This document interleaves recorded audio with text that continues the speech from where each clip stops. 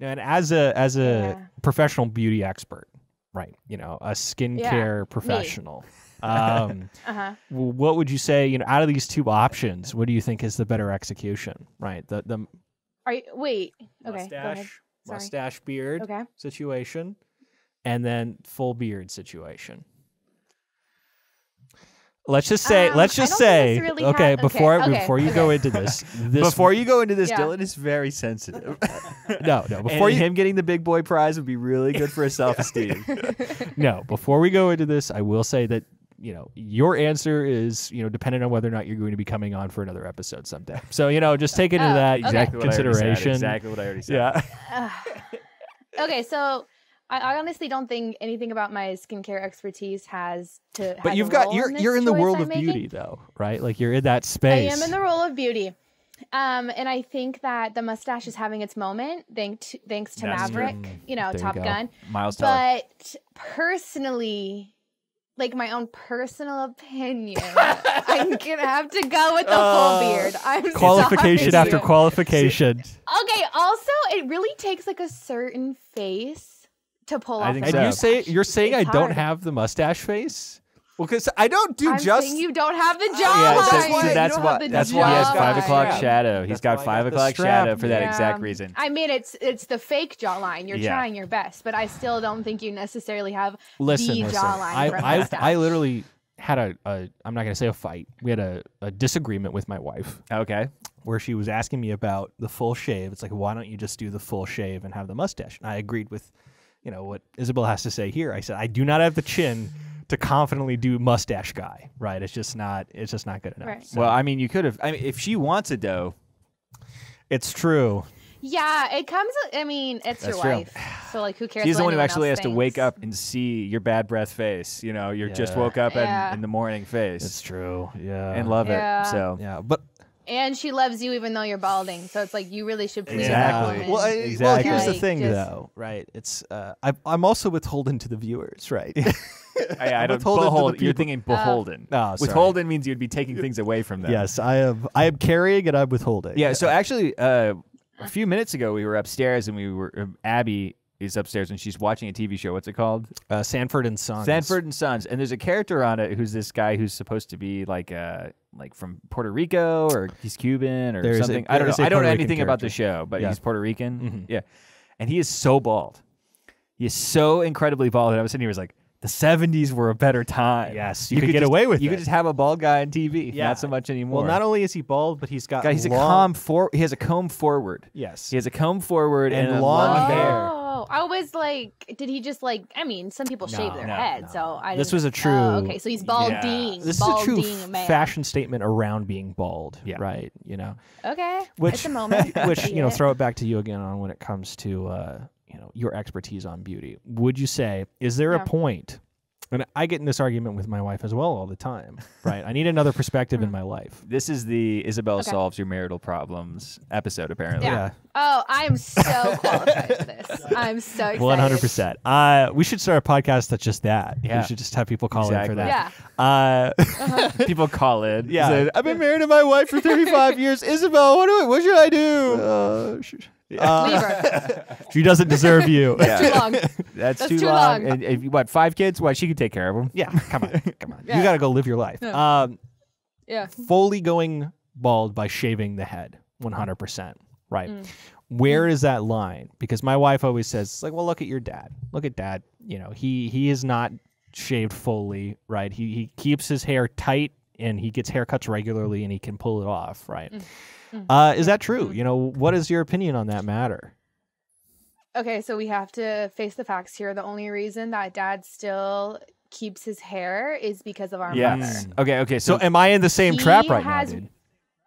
I feel like you Yeah. may be. It's what I'm picking up is that you would want to shave it all off, but your wife is asking you to hold Yeah. on to it. And I'm kind of in the same boat a little bit with the fact that, like, you know what? Who cares what other people think if your wife So is here's the pleased? thing. Here's the thing. And this is what I've kind of come to learn, because I have the same thing with my wife where she's like, you need to, you know, your dad has good hair. You should hold on to it. I think, honestly, when they... Well, Good so, hair? you know, he's got to figure it out. I think what it is literally when they met our dad, they said, okay, That's a lifeline. Like they were like they met dad and they were like, oh, it can't get. It's not. There was still hairs on It's not his going to head. get that bad because dad pulls it off in his own way, right? In a way that a lot of men's balding patterns don't allow. And so they saw our dad and they were like, oh, okay, I can marry this guy. He's not going to be hideous. So. I don't know. You know, it's so crazy that we're talking about this because I was literally, all of us, mom, dad, and I were in the hot tub last night and we're all looking at the sky because it was like lightning or whatever. And I'm looking at the back of dad's head. I'm like, I swear that spot gets bigger and bigger every time I look at that man. Like, it is slowly creeping further and further I work forward. on a computer, right? And I'm sitting there, and my wife will come downstairs because she'll be working upstairs. She'll come downstairs, come into my office, and I'll be sitting down in an office chair, so she'll just get nothing but the back of my head. And she'll walk up to me, and about like once a week now, she'll come up and just start rubbing the back of my head. And call me like Baldy Boy or something. You know, okay, so it's a crazy thing, but I work in health and beauty at Costco. I'm on a buying team, and our #1 selling category is hair regrowth. So I've learned so much about it. And let me tell you one thing. If the head starts getting shiny, that's when you're in the point of no return. Nothing that you do will ever fix it, right? So you want I texture. look at dad and I got to put a little sunglasses on sometimes when you're sitting next to him in the sun because the shine that's coming off of that. So I'm like, he's a lost cause. So when you still have that, you don't really necessarily have that shine. You can work on it. Get a little minoxidil. Have you guys looked into that? No. So let me be frank. Yeah. All right.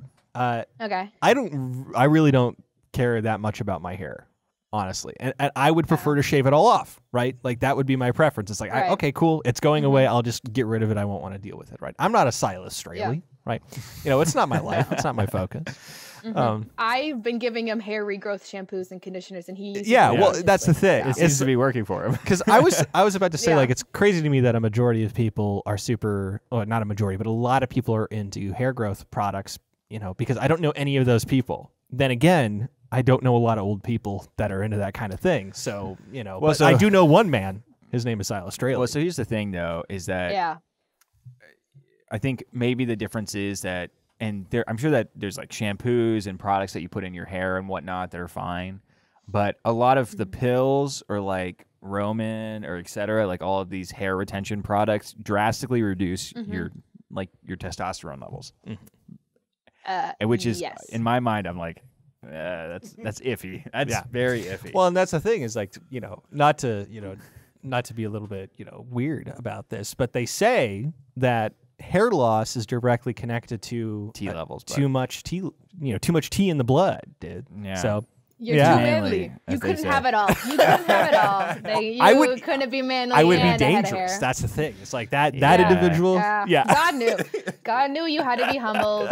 That's why he made and I wish that he would setup. stop humbling me though. Yeah. You know, I wish he would stop. You know, people say that, but like, you know, if you look at maybe they're rich so they can do this sort of stuff. But if you look at, you know, the ripped people of Hollywood, they all have full heads of hair. So I don't know.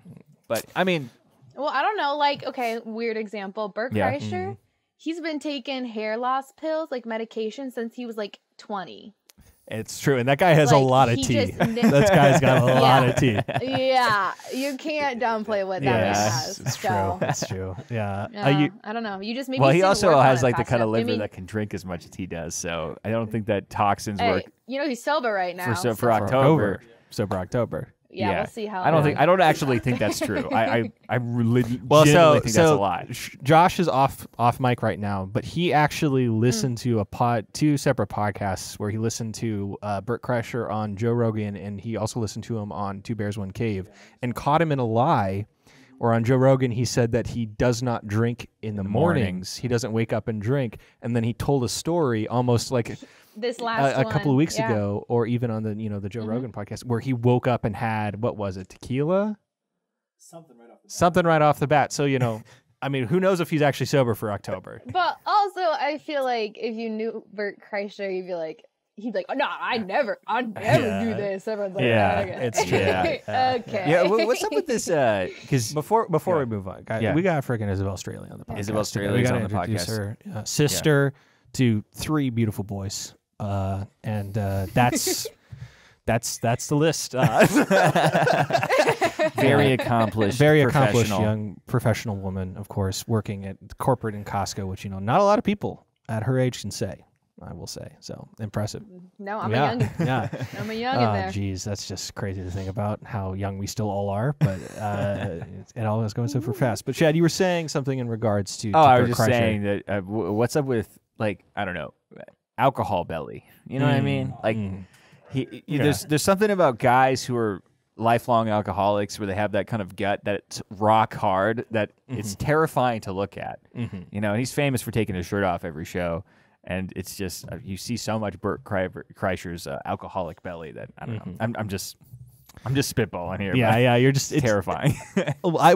And no, it looks like it hurts. I'm like, dang, can you not sleep on your stomach? You probably can't sleep on your stomach. Like, it's like rough. And that's gotta hurt your back too. You're constantly lugging that all around. I don't know, and he always talks about how athletic he is. Like, I mean, he just goes and like destroys Tom Segura in tennis, like just picks it up and see. That's the thing about alcoholics, though, is that it's deceptive because they've got the alcoholic belly, right? They got that beer belly, but that's not, that's not from eating too much. That's just from drinking too much, and so they still have that lithe nature deep within them. Right, that you can pull out. Yeah.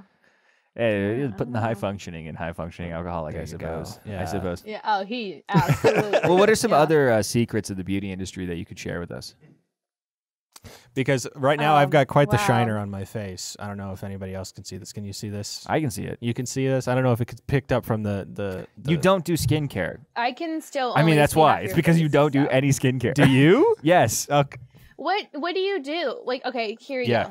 Let's start off with this. Can you tell me like your routine when you go to sleep? When I go to sleep, what do you do for your face? I splash water on it and I scrub it down, and that is my with a towel. With a towel. So all right. Okay. I feel like I'm in an interview and Right. I'm doing very poorly right now. I'm not going to get the job here. The only other additional skincare stuff I do is I do go into when I take a shower, I do the facial scrub with whatever that stuff's called. Cetaphil. Well, I don't know what this thing's called. Cetaphil. Yeah, or Cetaphil. It's really I mean, scholars have been arguing for generations. It's an about east-west divide. Yeah. So you put, I do that scrub, and that's it. That's as far as it goes for me. Okay, well, I feel like you're using the term scrub so loosely. There's no exfoliation in that. Like, it's just There's no beads. There's texture in it, a little bit. I think you're Cetaphil. Yeah, I've used Cetaphil before, and it's clear. It glides. Not clear, but it's yeah. Okay. So what are some? That's concerning. Yeah. What are some practical steps I can take that won't take more than another 2% of effort in my day? How about that? Okay, so I think one thing you need to stop doing is using a washcloth on your face. If you want to not look 80 years old when you're 40, I just really suggest it.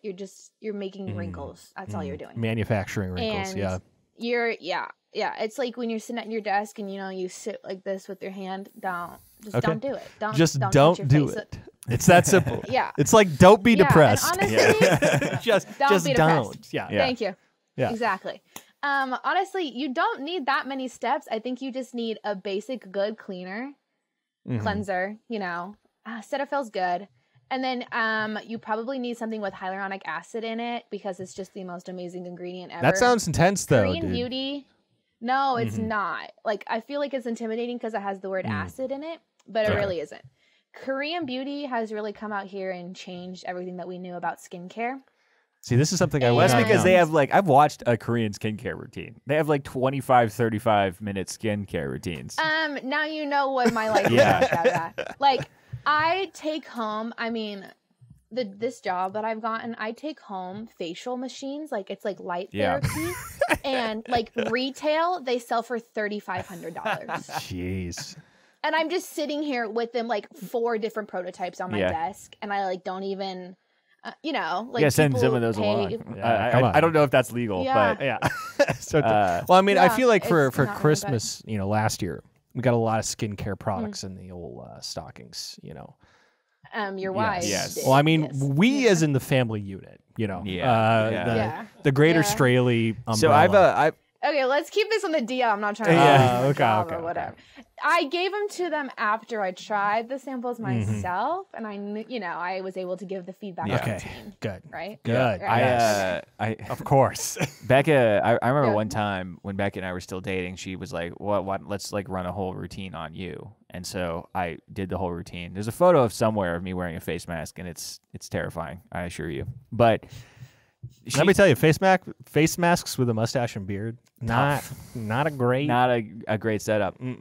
But she went to her freezer and pulled out a roller made of jade that had been in the freezer and started doing my face. And I was like, "What is this?" That's just good for circulation. That'll get your lymph nodes. Exactly. But like, I was like, okay, but why is it made of jade? And she's like, it has energy or something. I don't know. Like, okay. What is it about jade that makes a difference? There's I mean, it could be glass. It's just the way that it glides on the face. It really. No, it's refreshing. I bet you there's some kind of like, because the way it originated, it's like huajong. That's what it's called. Like, I think it originated from Japan, and they have beliefs of what jade carries within the rock. So they probably have some kind of explanation to why that's always the go-to stone for those things. But all I'm gonna say is that where can I get me one of those? Because I need all the help I can get, and if I need to make a deal with the Chinese demon to make it happen, dude, I'm gonna do it. I'm gonna do it, man. Whatever it takes. Well, we all have like, I feel like, even though I work in skincare now and that's like my entire life, we also have like our vices. Like for me, Korean beauty is really dug into people's heads that you're supposed to put sunscreen on every single day. I'm in the tanning bed every day. I just cannot bring myself to be pale. Like, and that's like what's wanted. And I'm like, no, girl, no. I lived in Washington my entire life. I grew up pale. I've always been pale. Now that my mom can't tell me I can't go into tanning beds, I'm gonna tan. I'm gonna do it. Maybe, yeah. But who knows if it's healthy? But it's definitely, good for the soul right now. The rebellious soul. Right. Yes. Seasonal depression. If you sit in a tanning bed for 12 minutes a day, it's gone. You don't even experience seasonal depression it is anymore, out. Seasonal tumors are in. Hell yeah. Are in. Guys, what's this friggin' show about anyway? The show is called Monomaniacs. What we do is we talk about somebody's monomaniacal obsession over the last period of time, because people are changing that all up all the time, And 1 week you'd be into D&D. The next week you're into the Treaty of Guadalupe Hidalgo. Yeah, exactly. And you could be really into that. So we're here to interview people about what they're into right now. And today we got on Isabelle Strehle to talk about just that. And we don't know what this is. Isabelle, what is your monomaniacal obsession this week? Okay, so I think I have an overall obsession that started back in 8th grade. And I'm going to come on and be the basic white girl and say true crime. All right, so we've had a lot of conversations recently about true crime, so I'm excited to hear what you have to say. Yes. Yeah, so I'm going to go all the way back to the beginning. In 8th grade, I had an English teacher. I'm pretty sure Dylan had the same one. Her name was Mrs. Lacey. Correct? And she had this project called the Justice Project. And you had to choose I don't necessarily know if it was like a trial or just like an overall crime. I don't know. I don't remember the exacts of it. There was also a sense of like societal justice too. So you could do what's the word I'm looking for? What was Martin Luther King? Like, what did he do? Civil rights stuff. Forgot the phrase civil rights. Do not take that out of context. So yeah, civil rights stuff and all that kind of thing. So general theme of justice. Yeah. Right. So we had this project and we had to choose one thing that, meant something to us or it piqued our interest. And I chose Elizabeth Smart, which was a little girl in Utah who got snatched from her house in the middle of the night and was held in a forest not too far away from her house for a really long time. Honestly, it was so long ago, I don't remember how long, but it was it was a very long time. And she was held by this guy and his wife, and he thought he was the new, Christ, pretty much, So I remember I chose this not really knowing how how heavy it was, you know, because I was just like a naive girl. I was like, oh, Elizabeth's smart. Like, I've heard about this before. I remember reading the court transcript. Oof, that's rough. And You did that for the project? Well, I was just interested in it, and I wanted to learn more about it, so I wanted to get more details. Girl, when I tell you, I had nightmares. No, for sure. Dude, you got to avoid court transcripts because those will go into the most intense detail because they're trying to get the jury to get a conviction going. So you got to watch out. I'm like reading about sexual sadism, and I mean, how old are you? Like, I am 13 maybe. And well, so funny story though, and weird tie-in there. But in Mrs. Lacey's class, I read as an external reading project Sunrise Over Fallujah, which is about the Battle of Fallujah in Iraq. And it was just following the perspective of, I believe, just an army soldier, and had a lot of sexual violence in it. And so obviously nobody had read the thing beforehand. And so I guess, you know, Miss Lacey, if you're out there, you gotta be a little bit more strict about that. Do you remember... Right, but also in that class we learned about the Holocaust, and they showed that one video. Yes. That one movie that was horrific. Yeah. Well, I mean, hey, you know, is it a good thing? And I think that we'll get into this more often. Yeah. Sorry, as we go into this subject, though. Yeah. Is it a good thing to be exposed to extreme content, to peep the horror, as it were, in order to sort of both have a greater understanding of how the world has its dark places, and also to toughen oneself to those dark things, right? I don't know. I mean, the thing is that for a long time that wasn't even an option, and that like the evil that you saw was actually more natural, right? Like you would see violence, but it'd be like violence against a cow that you slaughtered, right? Not necessarily violence against other human beings. And I don't know. I mean, from a very early age, we're inured to that sort of stuff. Yeah, from content. So who knows? But the thing is, I think when I think in the case of the Holocaust, it was it's productive as far as the Holocaust is In fact, concerned. I think they should probably do it a lot more often because for some reason, you should let Kanye know about that. Kanye should watch that video. But I remember that. It's funny thing too is like you would read like Elie Wiesel or whatever Night. Did you guys read Night by Elie Wiesel? And you read it, and he's like going into all these nuances of like Jewish philosophy and like talking about all this stuff, and you're sitting there just being like just glazed over until it's like, and then a bad thing happened in the Holocaust, and you're like, oh yes, no, I read this for. No, I don't know about that. Man. So you're doing this report, and then it rapidly scars you and forces you to seek out this content. Well, and I mean the thing is too is I then didn't really think about true crime for like a year or so. Then I got super obsessed with Criminal Minds, which is like the worst acting in the entire so Dylan has world, also watched a large portion of Criminal Minds. We went through a similar cycle here. You know, we a similar space. Wait, isn't it true that there's a scene? Yes. And Isabelle, I'm sure you remember this. Isn't there true where a guy forces a guy to get addicted to heroin? Yeah, it's a whole arc where one of the lead characters. What? That's a good episode. And that's a pivotal episode. I mean, that's one of those episodes that they reference for like seasons and seasons. Okay. Well, I'm not gonna like get into the debate about Criminal Minds with you right now on this podcast because we could do that in the Patreon or something. But a squandered opportunity. They do this horrific thing to this character, and then they like bring it up every once in a while. It's like, oh, and by the way, he happens to be, you know, addicted to heroin, but like, you know, it's whatever. And then, you know, another season goes by. I mean, the man who made him addicted to heroin had a multiple personality disorder, so he killed him and then he saved him. The same man who made him addicted to heroin killed the main character and then revived him so he didn't die. The writing doesn't get better than that. I don't know why people could not be interested That's like in the show. days of our lives sort of stuff. Breaking Bad. Yeah. Game of Thrones. Criminal Minds. Seventh Heaven. Criminal Minds. Seventh Heaven. Don't forget Seventh Heaven. Faces, smiling back. Smiling back. Well, that... Okay, we have to give Seventh Heaven some recognition because they literally taught us health, because that's what our health teacher did, was just put Seventh Heaven on. Beautiful. It was really funny. Have you like heard about where that show goes? No, it's. I mean, even the episodes we were watching.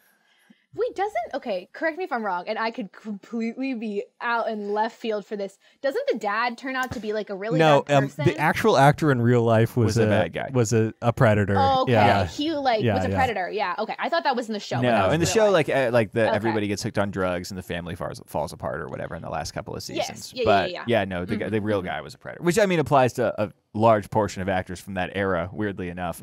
Well, yeah, I was gonna say that. Cringe. Anyway, so despite.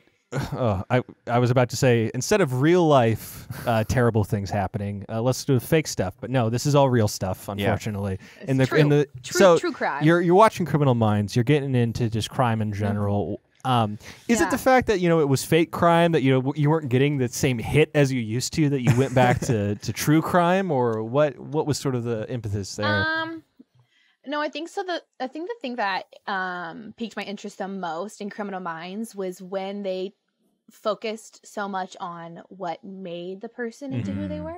The villain origin story. It wasn't the villain. Yes, exactly. So it wasn't like, oh, well, he killed this person this way. It was like, in Criminal Minds, it's like his mom was a hooker and he hates women now. Like that's how it goes. But that's how it goes. Part is my interest in New York. That's how it goes every time. So, in 2018, so that's like a big gap, but in 2018, I discovered a true crime podcast called Morbid hyphen a true crime podcast, right? And I had a ton of friends who always said, you need to watch Crime Junkies. You need to watch Crime Junkies. Let me tell you, I listened to one episode and I wanted to rip my eyelashes out. And My Favorite Murder are both impossible to listen to. So impossible to listen to. And then on top of that, I realized how important podcasting was in the way that actually not everyone can do it. Like everyone's like, oh, everyone can podcast. It's like, okay, well, if you have a really annoying jargon, if you have a really annoying voice, like I feel like no one would want to sit and listen to me episode because I do talk like a valley girl. So I'm like, I don't know. So what about those popular crime podcasts turned you away? So you said it was the voice was the big thing, or yeah, absolutely. Like I mean, Crime Junkies. Have you listened? I have to not it? touched There's like one girl who does it, and then there's an extra girl who's just like, oh my gosh, why were they out on the road by themselves at 2 a.m.? And then that's all she does the entire show. Like she just like fits in little parts, and I'm like, I can't. But the part that bothered me is the topic piqued my interest so much. Like I wanted to listen to what they were talking about. I just simply couldn't stand. Well, and also like it's like there is a certain level of, and we can get into this eventually about whether or not true crime as a genre is like irreverent or not very respectful to the actual events. But you cannot make an argument against that for those two shows, or like shows like that. Where no, it's incredibly disrespectful and it's very voyeuristic and silly, and there's like no real rigor behind it. And like half the show is them talking about their cats, and you're like, okay, right. And I listened to a show that it's called Little Stinkers, and it's a true crime podcast, but it's primarily a comedy podcast with true crime just sort of draped over it. And I think that's like way more I'm like, go full irreverent, right? Or be very respectful, right? Because the weird middle ground, it's like, I don't know. I don't think I grab it really well. So the one that I'm obsessed with now and I've been listening to since 2018, it is an aunt and her niece, but they're really close in age. And the aunt is like just a scholar, right? Like you can just tell she is on her ish. She's a mortician's assistant. Nice. And you can just kind of tell like she's just always been obsessed with all things morbid. And initially the niece was kind of annoying in the beginning. She's like a hairstylist and she was just like interested in the topic. But with time, I mean, I've been listening to it for 4 years. With time, she's just become so much better at it. But it's the fact that they'll take a small crime that happened in this town that no one talks about with this, like not even that big of a deal, and they will talk about it for 2.5 hours. And when I tell you, I am so yes, that is what I want.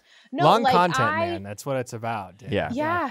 And it's like I mean, the research that they have to do to go into those stories, like, they will find every single thing. If he hit his head when he which was they 6 always years have. old, which most of them have, right? What is it? They figure peed the it bed out. or they hit their head. It's one of those They things. peed the bed, they hit the head, dude. Yeah. They pee the bed, they hit the head, they hurt animals, you know. So yeah. They like fire. So okay, so you know this all makes sense, but what is it? Why do you like this? Because you know it's pretty obvious that you are the demographic. You are a white woman in her 20s, which is like that is the true crime demographic, and people make fun of it. You know, there's a lot of jokes online. There's a lot of people making fun of people like you. Like, what is it that you like about it, and why do you think this is worth more than what people claim it is? Or is it even? Is it not? Yeah. You know, I mean, hey. I mean, I think it's okay. I'm gonna be completely honest with you guys. I'm not like my brothers in the fact that not a lot of stuff piques my interest. I don't hop from thing to thing like you guys have your entire lives. I did one sport for 6 years. I did another sport for 6 years, and then I worked. Right? Like I don't have that hopping back and forth. I mean, like, we were talking on the phone with Shad the other day, and he was talking about Silas, and he's like, Silas doesn't have a hobby. Like, what is with that? And I was like, hey, what's wrong with not having a hobby? Because I was like, I don't think I don't have a hobby. Like, when I really, like, I mean, I put my life work into Costco, like my everything into work, and I come home and I'm like, okay, on my hour-and-a-half drive home, I'm gonna listen to a really good true crime podcast, and then I'm gonna come home and I'm gonna obsess about it, right? Like I'm gonna look into it. I'm gonna do all the stuff. Side topic that we're gonna have to get into. I'm also really into cults right now. Nice. Like something about cults is just doing it for me. But I think for me, and I've never even been someone who's like really into psychology and stuff, but just like I said before with what piqued my interest in Criminal Minds, what does it for me is hearing so many different backstories and seeing how people can turn out different because of them, right? I mean, like in the case where everyone's talking about Dahmer right now, you know, he didn't ever experience actual physical abuse from his parents. He just, you know, witnessed like emotional, I would say emotional abuse to a certain extent, but like he wasn't like even the end of it. It was between his parents, and yet he still turned out to be the person that he was. And in all of his, you know, in his tapes and everything, he's like, I honestly believe that I was born this way. Right. And in the show, they really try to bank on the fact that his dad blames his mom because she took so much medication when she was pregnant with him. As to the reason why their kid turned out so screwed up. And the show leans into that. Yes. I mean, I don't know. It doesn't necessarily lean into the fact that that's the reason he screwed up. No, it just puts a little extra time touches on the fact that he blames the mom. It just touches on because everyone, I mean, that's the thing too, is when people do this, everyone wants to find a reason, an explanation as to why it happened and why. So this is why they say that Halloween is the greatest horror film of all time, is because there's no explanation, because Michael Myers is just evil. Right, which they ruin in literally every other movie, but in the first one, you know, he's just a faceless killer, which, you know, is like what makes, in some way, before it's overanalyzed, like a lot of serial killers, very intense. What's your overall thought though about the Dahmer series? Because a lot of people are arguing online about the ethics of it. So I think that it has done a better job than any other docu-series has done. It's not a biopic, not docu-series, but yeah. Okay, sorry. Biopic, I don't even know what the difference is. Well, so it's like a TV show. It's not like a documentary, you know. Yeah. Okay. Yeah. Okay, you're right. A biopic, I think it's the best they've ever done on talking about the victims and really going into how victims were affected and how the community was affected and how victims didn't get justice, even if the person did get, you know, sent to jail. Because that's interesting, because a lot of the stuff will focus exclusively on the killer's angle and then just sort of have people go for it. Zac Efron, Ted Bundy. They never once talk about the victims. I mean, never. I mean, except that they were killed with a saw. Like, like it was never talking about the impact. So here's the thing, though, and this is so I've heard this analysis about it before, and of course, there's people who claim it doesn't do enough, and etc. Right? It's not actually about the victims, blah blah blah. The funny thing about that, though, is that like at the end of the day, like, and this might sound kind of callous of me, but you're not going to get butts and seats for a movie about the victims, right? Like, people don't want to. You know, the reason why people are there is because they want to hear about Dahmer, right? Or they want to hear about Bundy, or etc. And so it's a weird double-edged sword where people are like, well, this has to be more focused on the victims. Where it's like, okay, well then, you know, it's never going to get made / watched. I don't know. Interesting thing, you know, they rarely, if ever, make a movie or, you know, a series about a killer that was never caught, right? The killer that killed 10. Zodiac. I know, but the Zodiac was a personality, right? You know, a guy in Wisconsin who killed 20 people over the course of his life, right? That we know nothing about, right? And, you know, the people and the terror that they rained on the community over that period of time, nobody would ever talk about that, right? Yeah. There's no character to sort of hang it around, right? So, you know, having that face of the tragedy is important, you know, when conveying that information, I guess maybe from a story perspective, but I don't know. Sorry. And, you know, when you say that, too, it's interesting because the podcast I listen to, they cover a lot of unsolved cases, and they don't pick. Exactly. Because you're talking about the origin story, you know, like knowing that thing, right? And like, what's cool about the Zodiac, the movie, because I like that movie a lot. I've only seen it once, but I remember really enjoying it. And what's cool about it, though, is that like the mystery is kind of used as a part of the character, and it adds a whole nother dimension to it. And I liked it in that respect. But you know, if 20 people get murdered in rural Wisconsin and they don't find somebody, that's just a tragedy. Yeah. Right. And it's like the banality of evil. It's terrible. It's super depressing, but you can't pull anything from that for I mean, again, like putting a face on it makes it so much more digestible, I guess. Or it's like, all right, there's the guy. I can put my hate on that individual. Yeah, the guy. It's mostly a guy. It's almost always a guy. You know, I mean, Isabelle probably knows this, but there are a handful of female serial killers, primarily through poisoning. That is very specific. Nurses. Hell yeah, brother. Yeah, there's actually that happened. Like I was listening to something about like a nurse in the 40s who was doing that stuff. You know, just pretty wild stuff. But no, and like cases of, I don't remember the name, but like a friend had cancer, and she like made her sign over her will just to her, and then got rid of it. You know, it's just the classic stuff. Like that. Classic, guys. Classic Speaking stuff. of classic, this podcast, a classic in the making right now. You know? And what time are we at? I can't even see the time code from here. 40 minutes. Is it 40 minutes? All right, cool. Perfect. I couldn't see the time from over here. Again, classic in the making, this podcast, right? We're so on top of it. Our production value is through the roof. But we could not do this without our patrons. So I want to throw a thank you out to our patrons, starting with our top patrons, that being Zach and Amber Strehle, Samuel Roberts, and Joe Papalardo. Thank you so much. We could not do this without you, as well as for the rest of our beautiful patrons. If you pledge $5, you'll get access to the special post show, which is uncensored. And so if you really want to see it frickin' fly off the handle this episode, who knows? Mom, you should stay away. Mom told me I wasn't allowed to say. You're an adult, so. And also at the $10 tier, you can ask us questions, right, which I'll get to, but announcing for the first time on the actual podcast, we will be starting a Discord server. Discord server. Hopefully, it will be up by the time that this episode airs. That if you join the Patreon, you get to enter into, and just be a cool place to hang out and chat. Maybe we'll stream every once in a while on it and have a good time. So we'll try to start putting some sort of additional events going on there and hangouts and that kind of a thing as the community hopefully grows.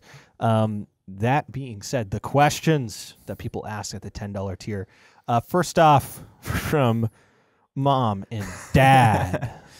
Oh no! Now they didn't do it ever. They've like never. They do it every once in a while. Zach and Amber Strehle.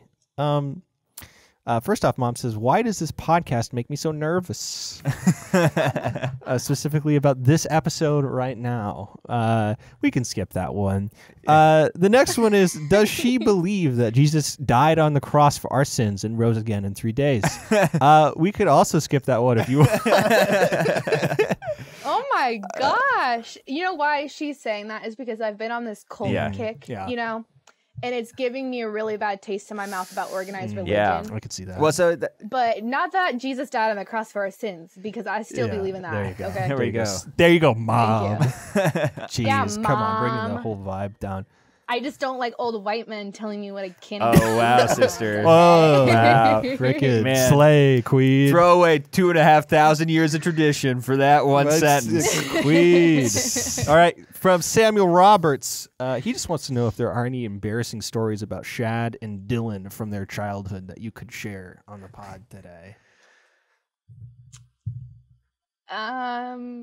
Okay, so Oh, she has one.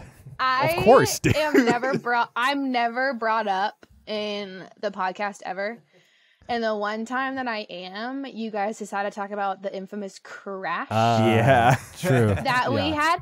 I was livid after listening to that episode. I said, oh, I never get a shout out. It's always Silas this, Silas that. And you're like, yeah, my sister Isabelle.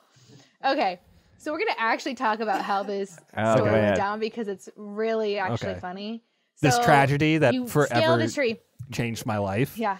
For those that don't know, scale- driving down the street in my 6'4", driving down back roads, Washington State, Volvo V70, and tree across the road, huge tree, and I freaking drove over the dang thing and bent the the Scaled driving it. shaft. I mean, he yes, was- and the what's the word? The frame as well. Yeah. So Isabelle, Frame what as happens well. next? Right? What's your perspective on what happens? So we're all dazed and Yeah. confused. We're waking up from what actually just happened, right? It's stuff's hitting. Mm-hmm. And we all get out of the car. I have a little bit of trouble getting out of the car because the back seat collapsed on top of me, but whatever. We get out of the car, and I turn to the left, and I automatically see a down power line. Mm-hmm. And Dylan goes, "We need to call Dad." I say, "Absolutely not. We need to call the police." There is a down power line 5 feet away from detail. us. I feel like liquid was leaking from the car and moving towards the power line. Yeah. And so in my mind, no. So I right, said, watching movies, Dad will help. Dad in Issaquah. Yeah, Dad all the way in Issaquah at this point. He'll be able Yeah. to help us out. So you said, "I need to call Dad." I said, "Absolutely not. We need to call the cops." Shadrach, no communication whatsoever, just sprints. He just starts, and with his athletic self, you can hear his feet down the pavement. And Dylan and I just look at each other, and I'm like, what do we do about this? And Dylan's like, we're going to let him run it off. We're going to let him have his moment. And we call Dad. Dad says, "What are you doing? Hang up. Call the cops." And then Dylan says, "Okay, let me call Mom." Calls Mom. This entire time I say, "We need to call the police." Mom says, "Call the police." And in the end, did I have to have my little theatric moment and get an ambulance ride? Ambulance ride, Mm-hmm. yes.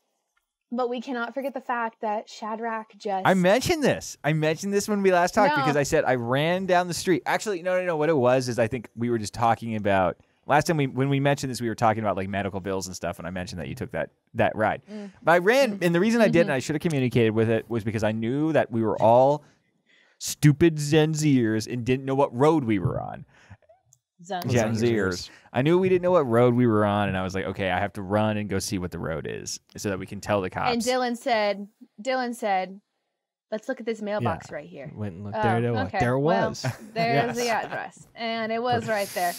But I remember you came back huffing and puffing. And you were like, "Guys, there was a garbage truck, but don't worry, I told him to turn around." And we're like, "Okay." Get out of here, turn around. And Stop. I just remember the EMTs showed up and they were flipping you guys so much crap about your car. I mean, I don't they remember could that. not get over the fact. They were just like, "Oh yeah, you really like you get all the girls pulling." Oh, up I next?" do not remember that. Like they were just. You don't Well, remember they that? probably did it a little They were bit probably out of talking earshot. to you, Yeah. honestly. Wow. Well, hey, I cannot say that was a chick magnet. I cannot in my own, even though even when you were listening to Wu-Tang Clan and that thing, it was busting and it was. Well, except for the fact that we were listening to because we were listening to the radio when we hit it, and it was, the recent Imagine Dragons single was on the radio. Yes, which was "I Bet My Life," I believe. Yes. So I bet my life. Very sad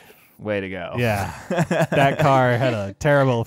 I would be more embarrassed about the EMTs pulling up to that than the car you were in. Exactly. Yeah, maybe we would actually get some cred if it was Wu-Tang that was playing. Yeah, that would actually. I don't know about that. I don't know about that. All right, okay. So that's enough about the question. So let's get down to the nitty-gritty when it comes to this true crime stuff. All right. Isabelle, I'm going to play devil's advocate over here. How do you freaking sleep at night, dude? Getting entertainment after listening to the terrible deaths and tortures and dismemberment of innocent individuals by heinous men. How do you do that? You want to? I actually listened to episodes. To go to sleep. To help myself fall asleep. Yeah. So there you go. It's not because I feel like I also have the outlook on it. I'm not romanticizing it. I'm not, I'm not like, oh my gosh. Yeah, you're not doing the Stan account or whatever. No, I'm not. I'm just like genuinely interested in all of it. And also, it's not even like I have like a positive outlook on it. Like the amount of times that like I listened to like about West Memphis 3 or John Benet Ramsey, and I'm like, okay, someone screwed up because we easily could have found out how this happened. Actually, we know what happened. We just politics. Yada yada, brought us to the point where we're unable to bring justice to these families because of our own stupidity. So it's like I'm not sitting here being like, oh my gosh, that was like the best thing ever. Like sometimes I'm listening to one about I'm forgetting his last name now. Kermit Gosnell, I believe. Yeah, Gosnell. Oh. Yeah. Tell me how anyone can sit here and listen to about this man who killed tons and tons and tons of human beings and just be like, wow, that was so interesting. No, like it takes a toll on me. Like I do, like I feel it. Like I feel the emotional burden that has on me, but I'm not. Well, so I wouldn't say it's. I know that. But there's this further demonstration. Just keep telling yourself that, Isabelle. And this works in music, and like I don't really listen to much true crime podcasting or anything, even though I listen to like basically 9 hours of podcasting a day. But I don't listen to true crime stuff. I do though read like Wikipedia articles for hours. Like I'll go on, I'll just start reading. I'll like look up like every instance of cannibalism, and I'll just start reading everything that ever happened. Right? There's that guy who bet the person on freaking Craigslist or whatever. Exactly, dude. That happens. Classic. In China, Japan. He was in Germany, I think, but he was Japanese. The guy was. But he was an expat when that happened. That's part of the reason why he walks free today is because he committed a crime elsewhere and then went back to Japan. But nice. You become, and the word, the vocab word is ignore, but like you get numb to it. Like you start to get numbed, and then you start seeking out more extreme stuff, right? Like this is how it works with music sometimes, or etc., or like drugs, I guess. But it's easy to shock oneself initially when you're like, oh wow, this guy killed his whole family in cold blood, and then when he didn't eat them, you're like, all right, whatever. Okay, this happens all the time. Rookie work. Exactly. So, like, what do you feel yourself? Well, so I want to sort of reiterate that because I feel that when it comes to like icebergs content, like, I don't know if you've seen iceberg content before, Isabelle, but it's like it's big on YouTube right now where it's the serial killer iceberg, and they start at the top at the most common, most well known, and then they move slowly down and list out the least known, the most depraved as it goes, right? Right. And it's starting now, like in the last, I guess, say 4 months, I watch a video that's like, horrific movies or like stuff like that. And the first half of that iceberg, I'm like, whatever. This is just, common, whatever. And then, I need that additional hit of that extreme aspect of it. Yeah. Right? So I'm curious, do you feel yourself doing that at all? Like, no, I feel like the only thing that sometimes I'm like, not for me, is when it's like the unsolved ones. Like if it's like they have a ton of details and like they just really follow the lead and somehow it ended up to nowhere, but like they just really felt like you know, or in the aspect of the ones like West Memphis 3, where it's like we know who did it, but like we're just choosing not to say. Like that's technically unsolved at this point, right? Even though those 3 boys served time for no reason, it's still unsolved. So I don't necessarily think that you're seeking out more extreme I stuff. Get more extreme. Am I desensitized? Yeah. Absolutely. But even now, like I have ones where I'm not even like, it's like really a lot. I'm not going to say like, but I had this one that I literally had to like turn it, and it's just the regular podcast I listen to all the time. I had to like turn it off and like sit there in silence for like 25 minutes. And it was after like what the killer said in the court hearing. Like it was like one sentence and I was like, I mean, I think that is going to be with me. This is a sign to me that Isabelle is a lot healthier than we are in a lot of regards, right? Because, you know, the fact that she could say, you know, with some confidence that, you know, I don't care as long as it's like an interesting story and that's, you know, well done and, you know, everything like that. I can't even say that about myself, unfortunately, anymore, you know, which is just, you know, so who's the real, do you like investigative stuff? Like Serial or etc. Do you find that engaging? Like, what do you mean? You know, where it's like a series about one case and there's interviews and music and all that stuff. Okay. Yeah. Okay. So that's actually how I got into Morbid. I was going to my state college and I was driving there with my family for move-in and with Sai and mom and dad. And I downloaded this like weird like series, like you were saying, like a series, and it was on this one man, and it was like 6 episodes, and that's what got me hooked. And then it was in a suggested, you liked this, you finished the series, you liked it. And I mean, honestly, now that I'm thinking about it, I don't even really remember. What was it? The one where it was because I think this was fabricated. It was fake. There was one that was fake that was like that, where it was this person who thought her dad was a serial killer. Yes, that was it. That was it. Wait, it was stop. fake. That was totally. Yeah, I you know, don't quote me on this. I'm pretty sure though. I read that. Look it up. Yeah, it might be worth doing. I don't know what it's called. Yeah, no, she talked about how her dad, the day that he disappeared, there was a killing in the state. The next day over. Yeah, and then like. No, that was it. And then it's like a whole investigation of their whole life. Although actually, were they eventually caught? Because I thought the whole point of it was that she was like. I don't even know what you look up, brother. Yeah. The whole point of it was like she said, you know, this guy was never convicted and he died in an accident or something. And it's like, yeah, but I think this whole time I think that he was a serial killer. And I'm going to tell you why I think my dad was a serial killer. No, that's totally, that is so crazy. I can remember it was like a newspaper with his face on it with like red writing, like the front part of the Spotify album. But that's so crazy that you knew it. That's the one. So that's the one that got me hooked. And then Morbid, a true crime podcast, was suggested. And that's where it all, I mean, it went downhill from there. I listened to like 4 different ones. Like, and because I mean, I'm in my car for like 2.5 hours every day because of my commute. So I have like 4 comedy podcasts I listen to, and I have like 4 true crime podcasts I listen to. And I listen to your guys' podcast. Well, to think I'm in that top 8. It's us and 2 Bears, 1 Cave. Wow. Hey, there is nothing wrong your with mom's 2 Bears, house or whatever. Funny. No, I don't listen to your YMH, but I listen to Bad Friends with Andrew Santino and Bobby Lee. They're freaking funny. So cool. There you go. As long as you don't listen to what's his face, Brendan Schwab, you're okay. I don't even know he's who this that LA is. guy, but he's sort of adjacent to Bobby Lee, but not quite. Yeah, that's or the Fighter and the Kid. If you don't listen to that, you're gonna be okay. Everybody's gonna be just fine. Oh goodness. But yeah, no, cool. Yeah,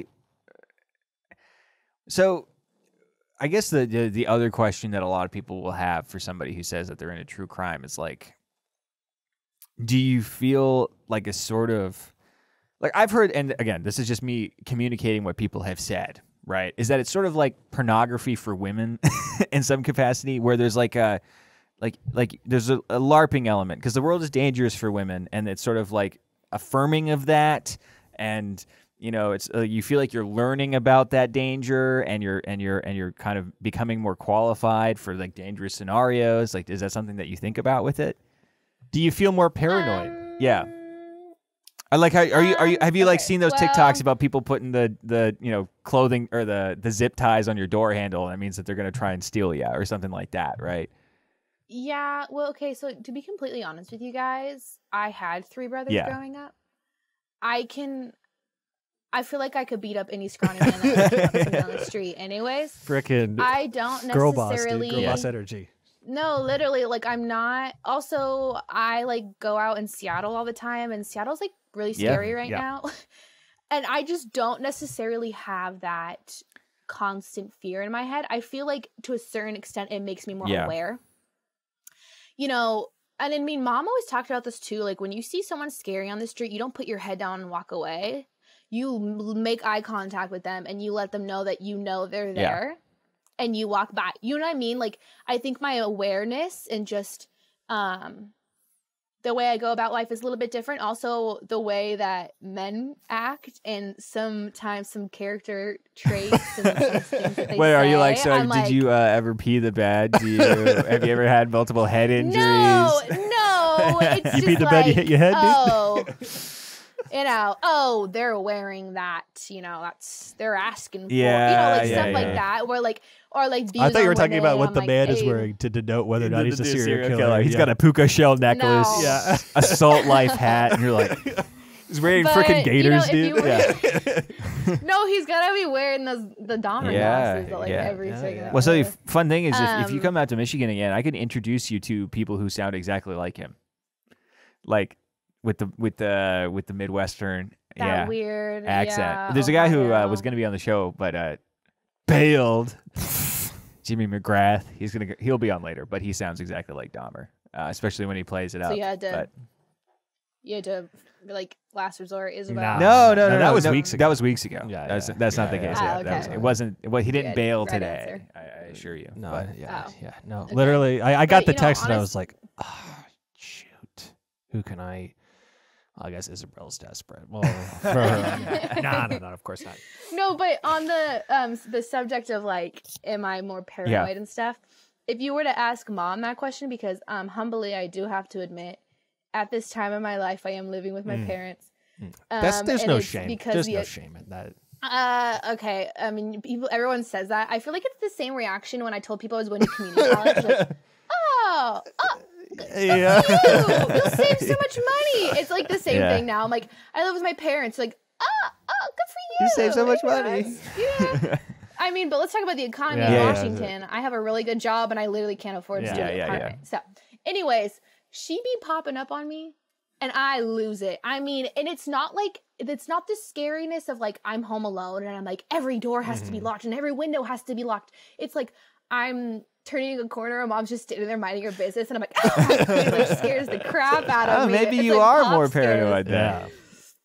Yeah. Or you're Yeah, more I likely don't to know. enter into a mode of defense, right? You're not paranoid, but you turn a corner and you're like, I don't have know what's fight or going on, but I'm here to, take care of it. Whatever Throw it down. is. Yes. Karate chop in the throat. Beautiful. So you bruised her esophagus. How'd that happen? Well, I watched. My middle school teacher made me write a story about court transcripts. It all started. Yeah, it all started with Mrs. Lacy. Yeah. Goodness. If you're out there, Mrs. Lacey, hello. That's all I have to say. Hello. Yeah. Hello, and thank you for screwing up Isabelle for all of eternity. Apparently, yes. Yeah. Screwing up. I honestly, I don't know about that. I have. There are moments though when I experience like media that's terrifying like that, where I can't sleep. So I imagine that has to happen to you. I have some, but I can't talk about it on the regular episode. So we'll No, I really talk don't. about it on the Patreon, maybe. Yeah, no, and I mean the thing is too, like, I think I'm able to separate myself from it really well. Oh, that's called like, disassociating. Just because this is happening, I'm really good at disassociating because I'm like, okay, I know this is happening in the world. Like, I know this happened to this person, but just because it's happening doesn't mean it's going to happen to me. But like, the problem is, and this is sort of when I was listening to some true crime for a time, is that you get so many examples that you start to believe that it's commonplace, right? At least that's how it was for me, where it's like, okay, so if you are just constantly listed like serial killers, it's like, all right, so wait, you're talking there was like hundreds during this period of time? 70s, baby. Yeah. Then it's like, oh. Hey, we're having a comeback. You know how many serial killers there are right there's now? like there's some in California or whatever. They just got that. Well, they just got him. Nice. He killed 6 people. Yeah. Nice. No, so yeah, I mean, it's one of those things where you constantly get examples of it. So then now I'm like, oh, well, if it could happen to all these people in all these different places, why couldn't it happen to me? Right now, I'm aware of it, right, more than previously. Yeah, but like you're not getting in strangers' cars. Yeah, well, that's part of Hey, why. don't tell me how to live my life, dude. You don't know what I'm up to. In the 70s, you could Like, literally just pick up a 20-year-old woman to strangle anytime you wanted. Yeah. I mean, like on the side of Yeah. the street, and then there's even like stories of like crooked cops who like pick people up in their cop car, and then they come back 3 days later and like, do you need a ride? But they're in their regular car. It's like, I feel like I've got a little bit of common sense, and even if they are what people say Ted Bundy hot, which I don't think he's hot, but anyways, I still wouldn't get in his car. Like I'm not. And would you say that's because you've to that. been exposed to true crime, or is that just a general personality? No, it's because we have Amber Strehle as a mom. Okay. Like she would just tell us we're stupid. That's true. Funny thing about that, actually, what Dylan was saying is that if you were to watch the news, and this isn't like a left or a right thing, this is just the news. If you watch the news right now, you'd be under the impression that like if you go to New York, there's a 25% chance you're just gonna get the crap beat out of you. I was in New York all weekend. I didn't see a single thing happen of any. That happens in Seattle 50% of the time. Let's talk about that. It's way more rampant here than in New York. It's definitely a huge problem. And the funny thing is, though, is that like, I don't know, it's weird because like you and maybe it's like having total ignorance prevents you from truly understanding like the threats that exist. Yeah. But having overindulgence can kind of vastly increase the level of threat in your mind. Yeah, it gives you a one-track mind. Gives you a one-track mind. Mm-hmm. Right. Yeah, I mean it's like with any news program nowadays. program. Where it's like, say arbitrarily like Fox News as an example, right? Like if you're exposed to it all the time, then your tendency to believe, that there is a war on the American culture increases, right? And so then whether or not that is or is not true, your life is now more focused on that, and you are more stressed and anxious about it, right, happening, as opposed to not knowing or not believing that is the case. You wouldn't have that stress. So I don't know, and you've made a spirited defense claiming that you don't feel that stress, but the fact that you jump every time you see our mom accidentally makes me feel like. Now that could be something else. That could be something else. Maybe also maybe I'm just like really good at like pushing down the fact that I am like internally mortified, but I'm like, no, I'm just not what I'm talking about, and then it just comes out in the fact when I'm like, don't expect it, and it just exactly happens. That's your response there. It's gonna be. I mean, it's gonna be really funny when you mace like a guy who's trying to ask for directions. It's gonna be awesome. I can't wait to sit in and be your character witness. I actually carried mace for a brief period when I was taking the metro. When I was taking the metro, and I got chased down the street by a couple of guys, and so I was like, okay, I gotta get mace, and you can't buy it in DC. I had to go to Virginia and then smuggle it in. What about Amazon? No, they won't ship it to you. So I tried to order it, and they're like, you have a DC zip code. We can't send it to you. It's illegal in DC. So yeah, we do that with chemical sunscreen in Hawaii. We can't send it there. Is that because it gets into the water or whatever, kills the little sea turtles? The reefs, it's reef safe. Yeah. You don't want to kill the little turtles. Yeah, we had to like block it. Jeez. Y'all, we are out of time for the standard episode. We got to roll into the Patreon. In the meantime, is there anything you want to plug, Isabelle? Anything going on? You got socials? Yeah. You want people? I don't want people to Sounds good. Want a bunch of randos following Sounds good. So we will ignore that. And thank you all for listening. If you want to hear what's going on. We're probably going to talk cults, I think. I'm interested in talking cults. I know a lot about cults as well. So I'm interested in talking cults in the Patreon. We will see you all there if you're subscribed. If you're not subscribed, freaking subscribe. Get in there. And if you watch this episode and you're not subscribed to our YouTube channel, freaking do that too, because a lot of our views are all people that are not subscribed. Yeah. Well, you're going to be one of those new YouTubers? That's the new thing on YouTube to say. Is to be like, that 75% of people who watch my videos aren't subscribed? I know. I just... Hit that bell. Hit those notifications. Hit that like button, dude. Guys, can we get this up to 5,000 likes? I think we can. I think we can get this up to 5,000 likes. If we do, expect a face reveal. What's your favorite serial killer, guys? Leave a son in the comments if you think we can get to 5,000. Exactly. Who's your favorite serial killer? Beautiful. All right. Goodbye.